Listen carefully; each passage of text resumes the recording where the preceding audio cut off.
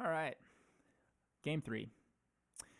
This is a perfectly serviceable hand. It's a little redundant with these Ramunaps, but I'm not too upset about 2 Stoneforge Mystics. That's pretty good.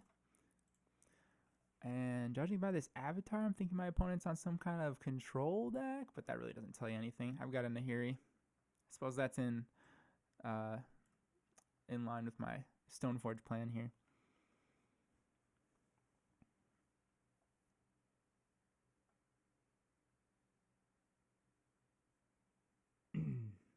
All right, come after me. Ugh, Scred? Aether Vial? What the hell is happening now? I might be a little nervous about fetching non-basics at this point.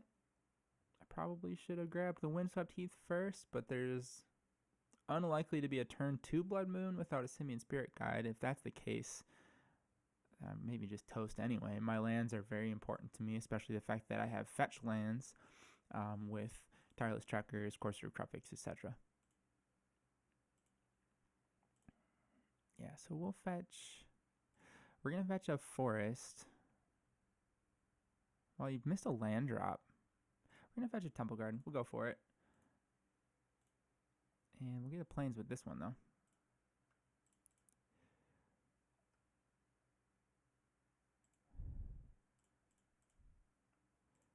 This is weird. What deck plays Snow-Covered Mountain and Aether Vial at the same time? Maybe it's like the 5-color snow value or something. I don't know. Batterskull seems pretty good. It's definitely got some artifact removal. Yeah, we'll go with Batterskull.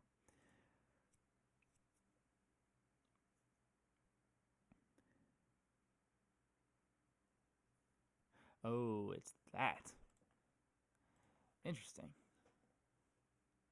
So I'm glad I grabbed the Batterskull. Oh, geez. If he doesn't crack that Tarn on this turn, I'm totally going to catch him with this Aven Mindcensor.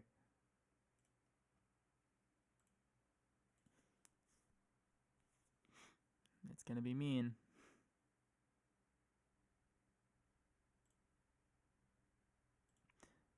Imagine he only plays a few lands. So there's a good chance that this will be effective. Now, Mog Fanatic's going to pick off the Aven Mindcensor. I think that's a fair trade.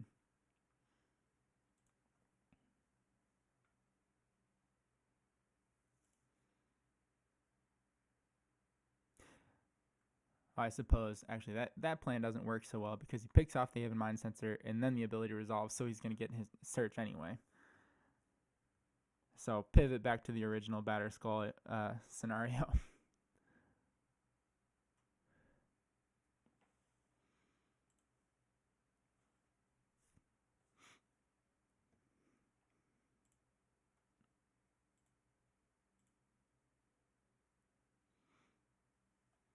Now, Legion Loyalist says creatures cannot be blocked by tokens with its battalion. So the Germ is a token. The Batterskull Germ is a token.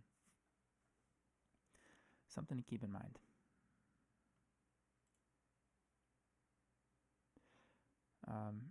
Now that I thought through more reasonably this plan, Temple Garden would have been the right land to play, for sure. But I think this is probably getting shattered.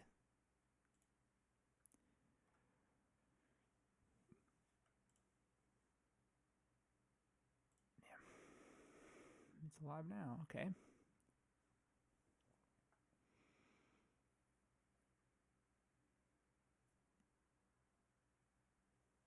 There's a lot of nasty stuff that Goblins can do. Oh, that's really, really good. Oh, jeez. All right, we're going to play that for sure. And I think we crack it now, too, because I want to see what's coming out of that Aether Vial.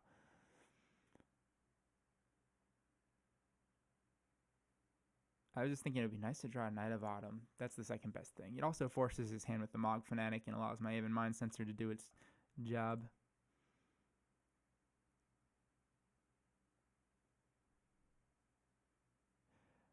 Goblin Warchief. Okay, that is not scaring me.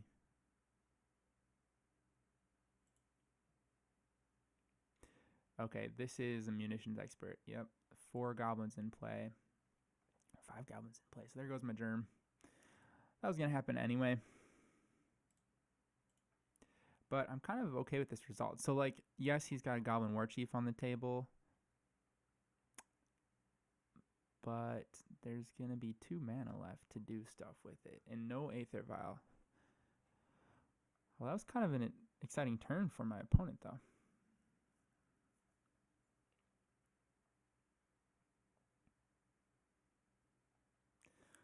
So that was some restraint. He waited for a very long time to let me know he was on black-red goblins. Like, initially I was thinking with the Vial and the Mog Fanatic that it might have been a little more aggressive build. I suppose this is aggressive, but the bigger goblin deck is a little bit more mid-range and has a little bit more functionality to it. So that's what we're actually up against versus, like, 8-whack style. There aren't any bushwhackers in this deck, I don't think.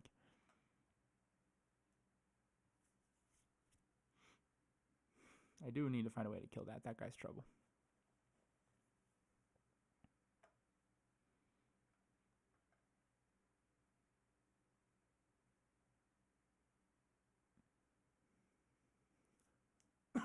Excuse me. This is a really cool card that was added by Modern Horizons. I think it's a pretty necessary thing for goblins to have some kind of, like, a functional removal type creature. Alright, what's this Matron finding? Especially at a low cost and with flash. Like, it's a very sorcery speed deck typically, so this guy gives you some combat tricks at least.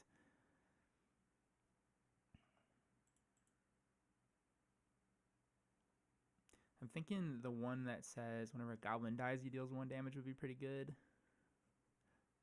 Or the Skirk, the black, like, siege gang. I think that's the one. Crater Maker. Okay, he's interested in destroying this Batterskull, I guess. He can do it for 2 mana, I suppose. Alright, none of this really is any different. It's all just 1/1s at this point, but we'll kill the 2-drop since he's loaded up on 3s.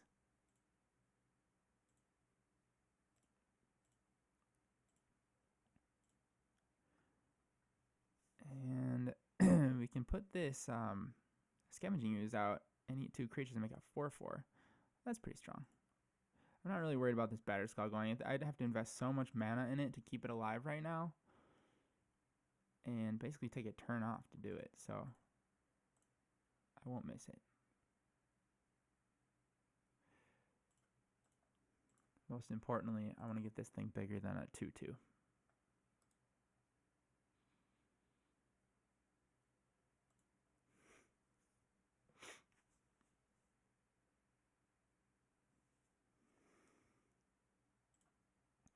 Now, if I block the War Chief, Crater Maker could finish off my Scooze, so I will avoid doing that.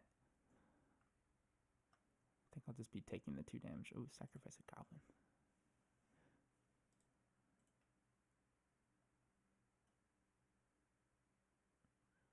What's happening? Well, alright, that was a little upgrade. He gets another 1/1 token. Guess if you're just going for chip damage at this point, that's probably a plan.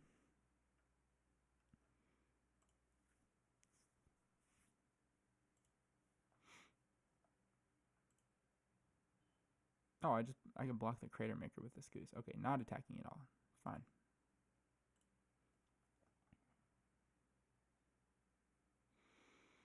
Well, that's interesting. Doesn't really do anything right now, does it? 2, 3. I think that... What's my goal here? So I could put that into play. Not super relevant. 2, 3. Put a Blast Zone out. I can gain a life with the Scooze. So I definitely want to be doing that to get... Or do I?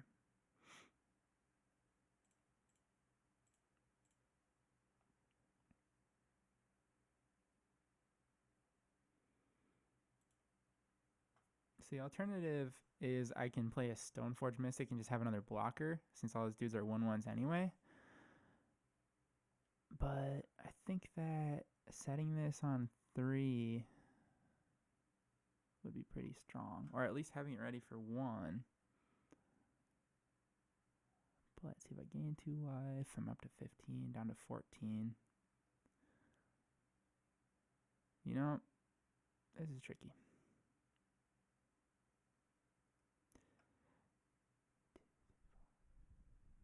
There's a blocker for War Chief.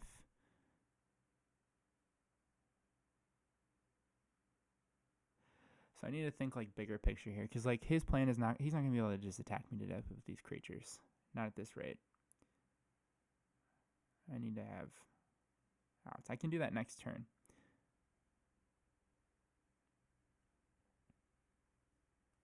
I need to gain a bunch of life so I don't get killed by one of those big payoff goblins.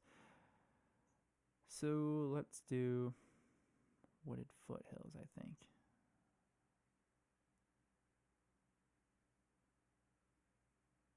I think it's got to be what I do. Wooded Foothills, get a forest, and I exile the 2 goblins from the graveyard. Making my Scooze bigger, gain some life.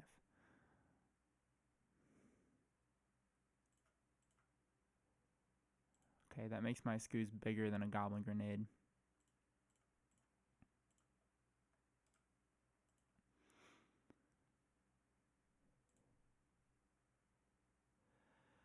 So I'm going to have to find a way to win this game.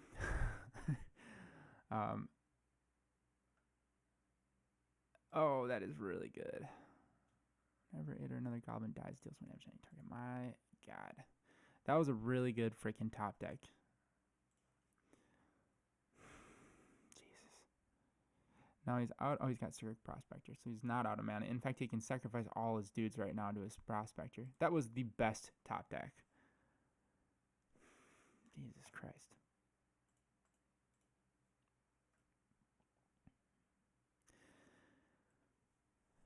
Very nasty.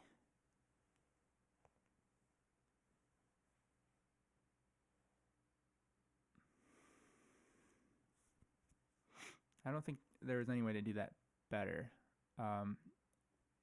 Blast Zone will be very handy when I get to do it, but I don't know that I'm going to have many opportunities to. So if I can survive 2 more turns, I can play Blast Zone next turn, put 2 counters on it. I'll have 1 spare mana. Hopefully I can find like a Path to Exile or something, or I've got at least, I can leave 1 green open for Scavenging Ooze activation. I think you would attack here, right?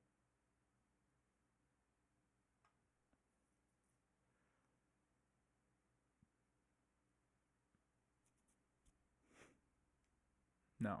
Okay.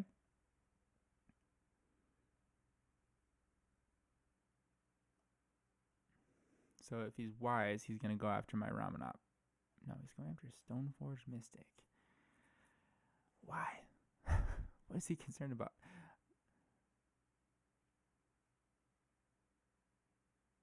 Okay, yeah, so Batterskull is dead. There's really no need to do that right now. I'm definitely not going to be doing anything with Batterskull as long as that Crater Maker's on the table. And I think he's better off with the 2/2 than me having this big-ass thing to pump. Now, granted, if he ever would do that preemptively, I can return it to my hand in response. But I don't think he would. You know, like if I had the mana untapped, I would be bouncing that thing, no doubt.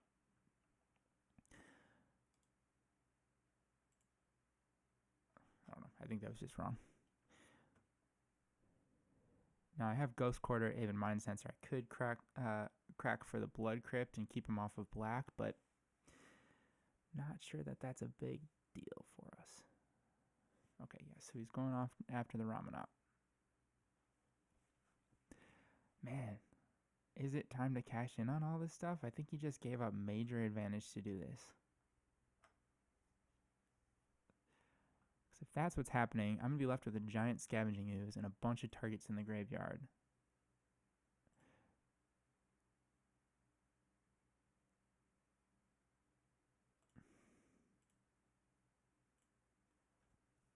Path. Oh, so good. That's exactly what I wanted to see. Okay, so Aven Mindcensor, Ghost Quarter, Path. Boom.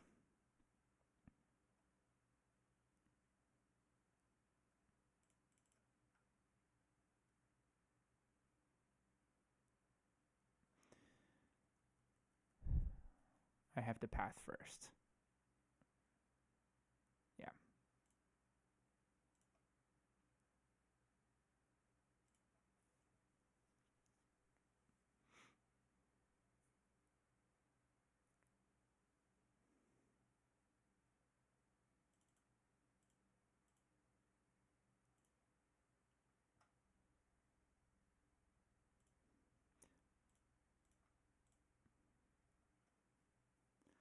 No whammies. So he's got to find a basic. I don't know if this deck even runs basic swamp. Okay, it doesn't. I'm at 14. I think I can attack. We'll try it. Gotta get there eventually, right? I'm not gonna act like I have anything. I'm just gonna pass the turn and maintain some time on the clock because this is going very long. This very grindy, aggressive deck versus green deck matchup. Okay, that's pretty good. I'll block one of those if you choose. Okay, no. So I don't see why I wouldn't do this.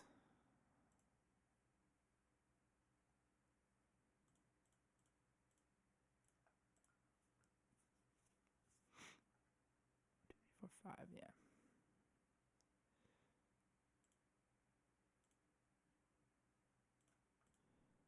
I mean, it's free, right? Fortunately, there's nothing to make him discard. But that'll come in handy, like if he finds a creature with black cost, and I can't cast it.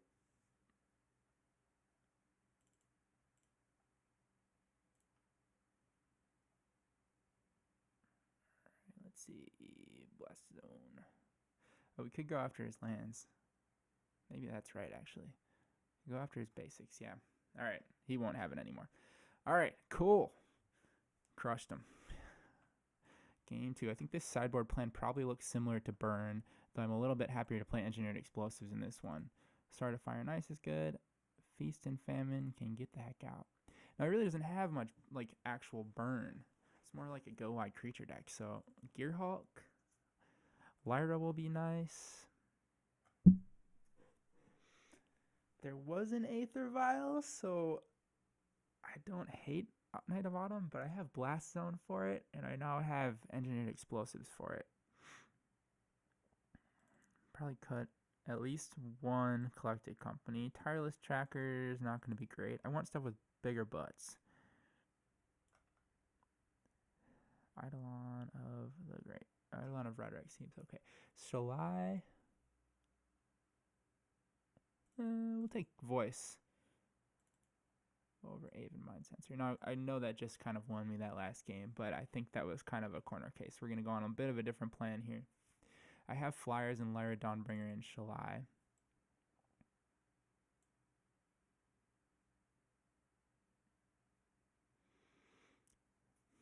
Gideon's good. I need to be acting pretty quickly because if my opponent develops a board presence and then casts something like he just did with the Pashlik Mons, I'm in trouble. I'll keep the Knight in. We'll cut one Coco. And we'll cut a Ramunap. You know what? We need this stuff. Let's get one of these Stoneforgers the heck out of here. Cut a Ramunap.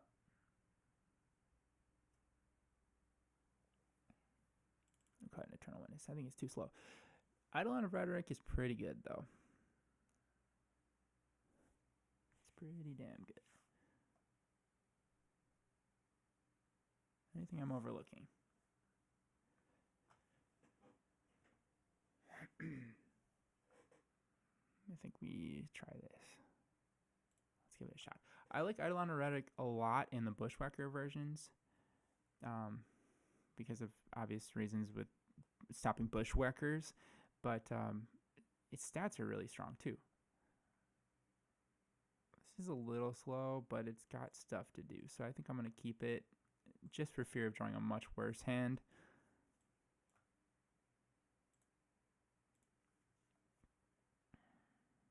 Ugh. I wonder if my opponent has Blood Moon in the sideboard. I've got Forest and Plains here, but should Should probably be pretty careful and play around Blood Moon a little bit more than usual.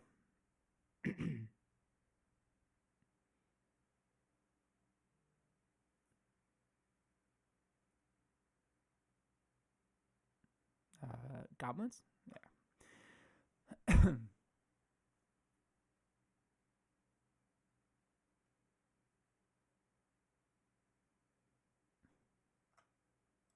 Okay, so I will not be pathing that. It says leaves. Oh, or dies. I guess I could path it, but not worth it. Okay, I know I decided I was going to play around Blood Moon, but I think I'll start with the Temple Garden, and then we're going to grab a forest with the Wooded Foothills. I just need to have at least 2 green sources and 1 white source. Actually, 2 white sources because I have Lyra. It shouldn't be hard to accomplish, though, and Cataclysmic Gearhulk is another example, I suppose.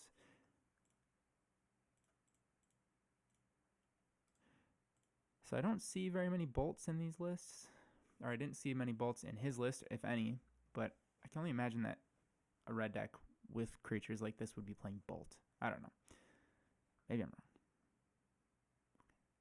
This tells me probably not on the Blood Moon plan. Especially with Field of Ruin around. That guy is trouble. Okay, Tar Fire. That makes sense.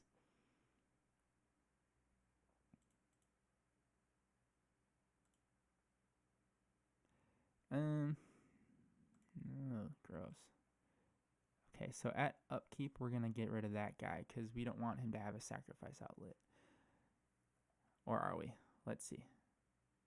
I guess we wait and see what he does. There's probably something much worse that can be played that I'm going to need to remove. Like, whatever this is. Yeah, that one. That one's got to go.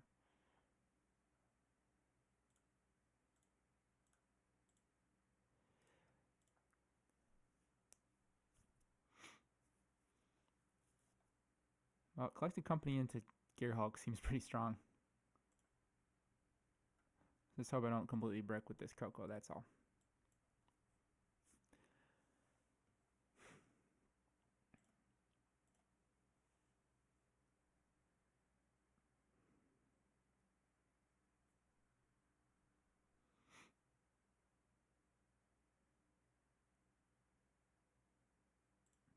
Come at me. Oh, hi.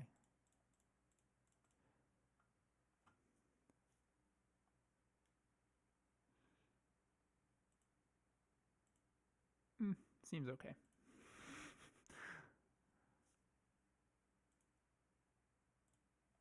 Do I want to search for an equipment? I think I do. Sword of Fire in Ice in this case is my friend. And blocking here, blocking here.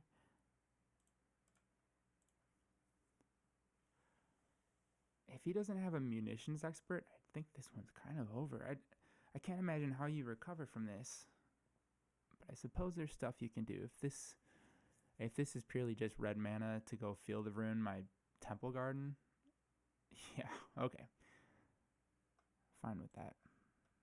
Help me get my planes.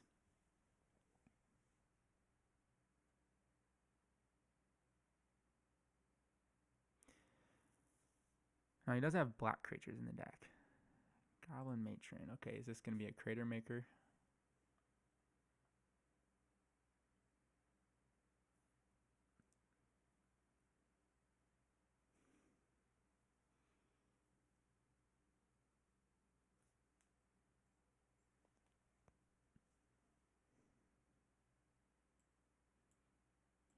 I really like Stoneforge Mystic in these Collected Company decks.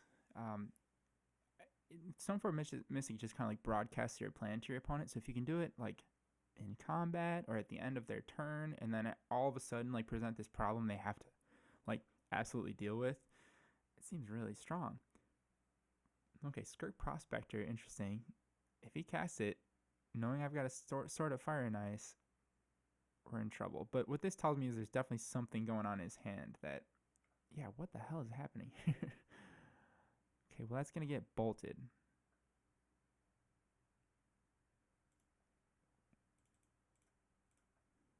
know if we didn't consider that or what, but definitely getting bolted. Or is my guy getting bolted? Let's see. Tirefire is an instant. Let's put this here.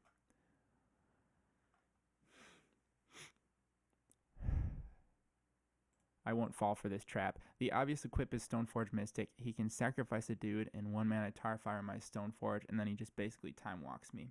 So I won't fall for that. There's very little chance that he's got an instant speed 5 mana or 5 damage spell for like 1 or 2 mana. The one I can think of would be Magmatic Insight, in which case I would sacrifice a land with this dude, make him bigger. But once this is equipped, yeah, all good. Okay.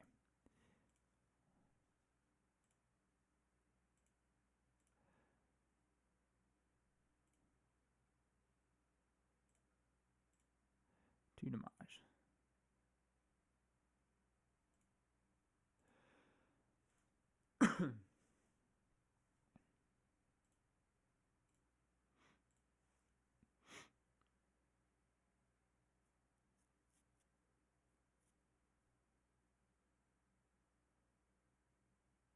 Who dat? Okay. Another one. Same plan that worked well last time. Can't be right. So does it say goblin creature? It says goblin card, so you could find a Tarfire with that, which wouldn't have been a bad choice last turn. Like if I didn't have the 5th land, I wasn't going to be able to Sword of Fire and Ice, but I guess it would have just kind of prolonged the inevitable for him.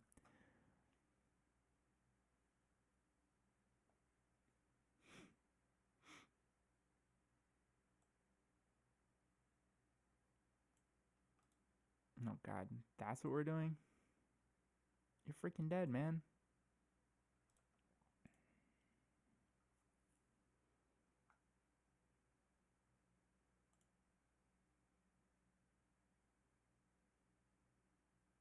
So, sacrifice a goblin to destroy target artifact. Do I play my Gearhulk? Leave him with no goblins to sacrifice. Clear his entire board. And it'll leave me with a Knight of the Reliquary. Yeah, I think I win if I do that. So I'm going to be keeping my sword and my knight, of course.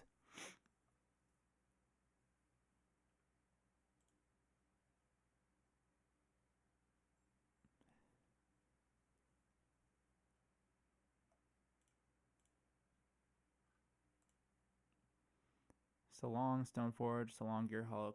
It seems like a completely irrational trade normally, but given the scenario, I don't think I can lose from this position.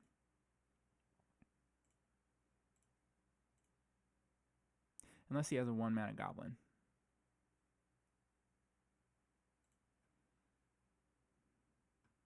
I suppose that's a thing that can happen. Okay. Let's do birds. Alright. Let's see it. Because now if he plays the Trash Master and wants to kill my artifact, he's sacrificing his own Trash Master to do it, leaving him no creatures. But if he has a 1 mana goblin, which is very likely, he's got 4 cards in his hand, 3 others, he can play the goblin, keep the Trash Master around, but then he has to block my 7/7 or my 5/5 anyway, which is going to be attacking as a 7/7 with these two if I want it to. So I don't think it really matters at this point, but we'll see how this plays out.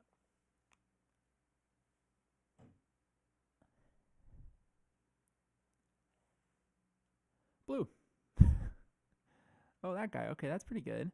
Enters 2 1/1 goblins. So I guess you have to block with the dude. Sacrifice a goblin, target player loses 1 life and you gain 1 life. Well, that's pretty strong. That's a good start. Okay.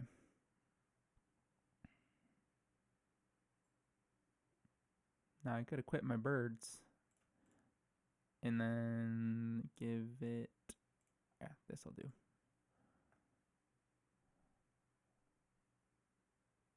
Now he's going to sacrifice his dudes. Let's see, 4, 5. The question is... Oh yeah, here's what I can do. So I can kill the Aether Vial, which will help. I'm going to play the Noble Hierarch and attack for 3, threatening 5.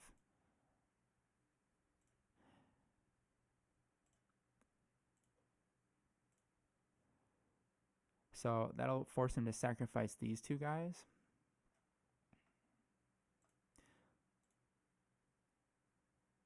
Just to stay alive.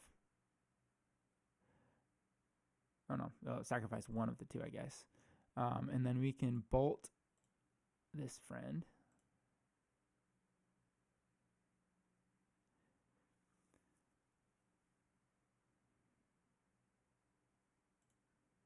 Oh, he can sack himself. Okay. I suppose that's a thing you could do, isn't it?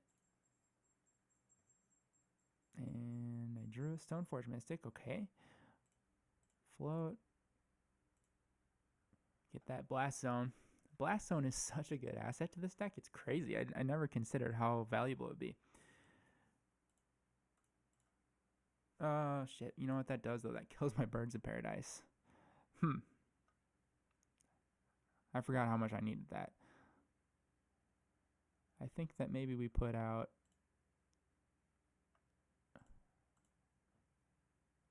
this guy. And this guy.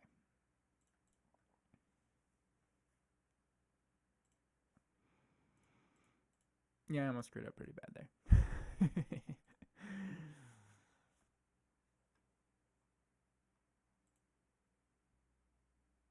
So, like, I'm okay with losing my, Noble Hierarch, but the Birds of Paradise, I think, is pretty vital to this game, because this deck is really actually capable of just going off and swarming the board, so I think the Flyers can be pretty vital. Now, with this setup, I can find Gavony, pump my birds, and attack that way, too.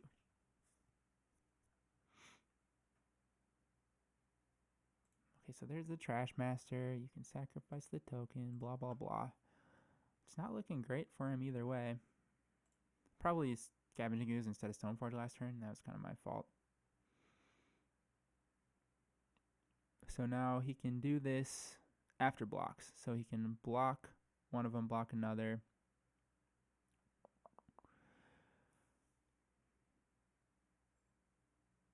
I think I attack with everything.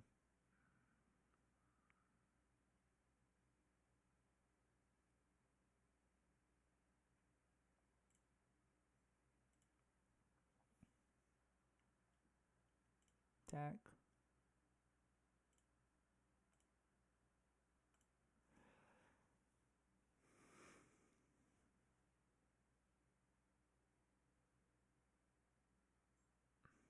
We'll keep this back.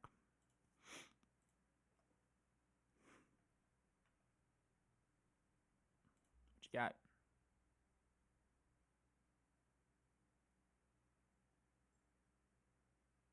Ugh. Gross.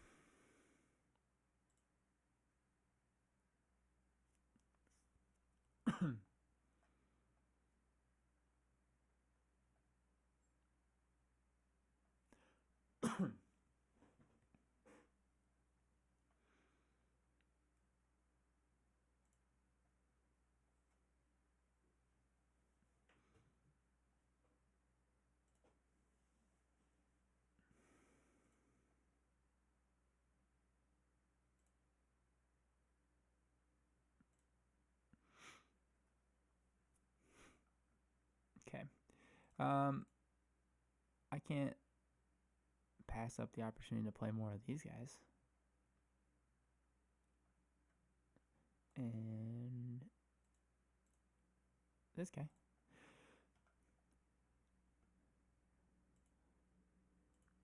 My swarm is bigger. My opponent's down to 2 cards. I'm not going to just toss his Batterskull away at this point. But having a Scavenging Ooze earlier would have been a lot better now that I think of it. But with the Trash Master on the table, it kind of invalidates the Batterskull, and I should have remembered that when I played the Stoneforge last turn instead of Scooze. I think I may have hedged my bets against Starfire a little bit, though, having mana accessible to activate this guy. Oh, that is good. Can't be countered. Does not have haste. That thing is going to be trouble for sure. Fortunately for my opponent, I just have like enough big-ass creatures that he's got to block. 1, 2, 3, 4 blockers. I've got 1, 2, 3, 4 must-block creatures, basically. What's this? No munitions. Oh, shit. Alright, we'll gain life while we can.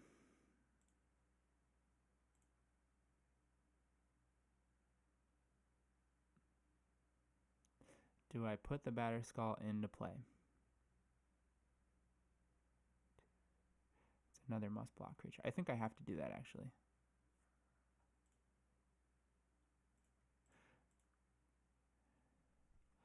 Even though I'm just like throwing it away, the math works out then. Now I would have back to 4, 1, 2, 3, 4, and a blocker. So I just want to limit the number of goblins he's got on the table so that we aren't just like dead to this guy.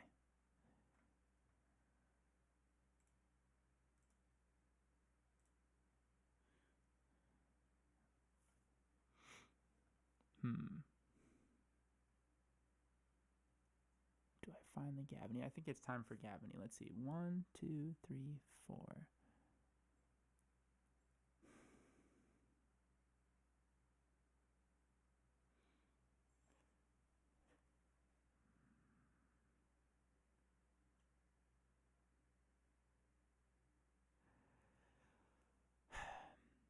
I've got enough mana to cast Batterskull.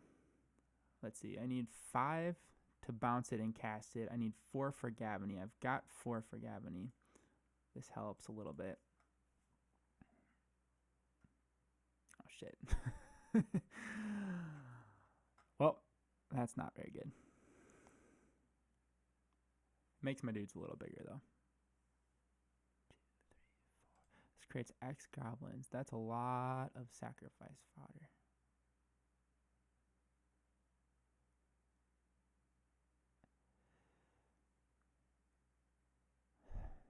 This is tricky. Alright, I think that I need to do this.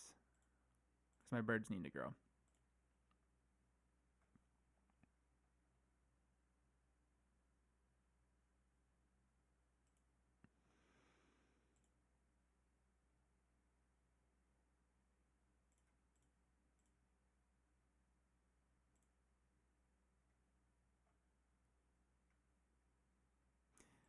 I've got 1 activation of Batterskull.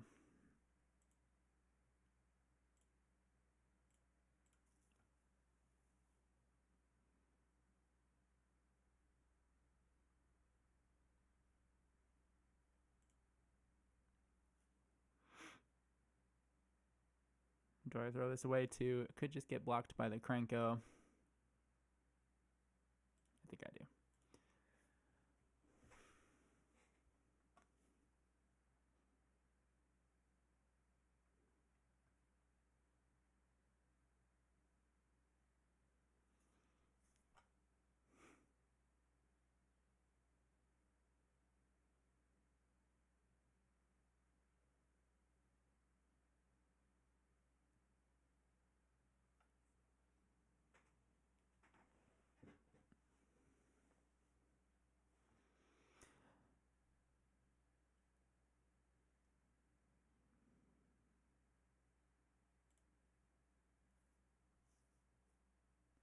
Man, we are running out of time with this one.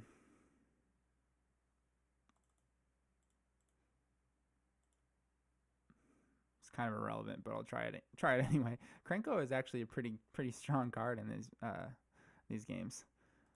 Sort of crazy how that works out.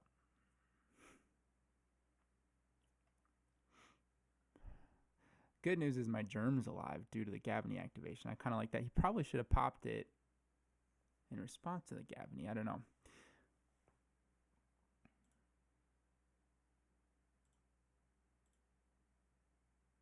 So he's at 2. I've got a Birds of Paradise that can be attacking for 2 next turn. He's got to find removal. That is not removal. So I think we just won this one.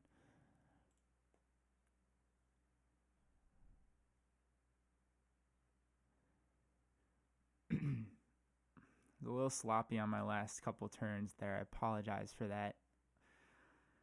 It's a good way to model how when you think it's in the bag, you got to still play it through, because my opponent has really staged a late game comeback here. I don't think it's enough to get there.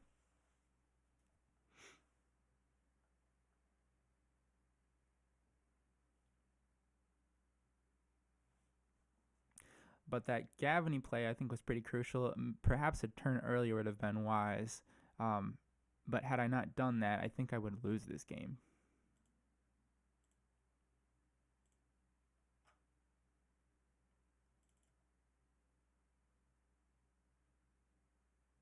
One, two, three, four. I guess there's no reason to do this, really.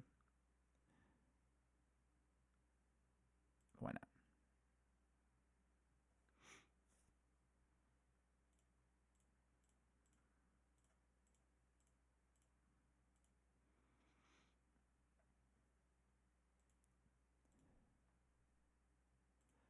Okay.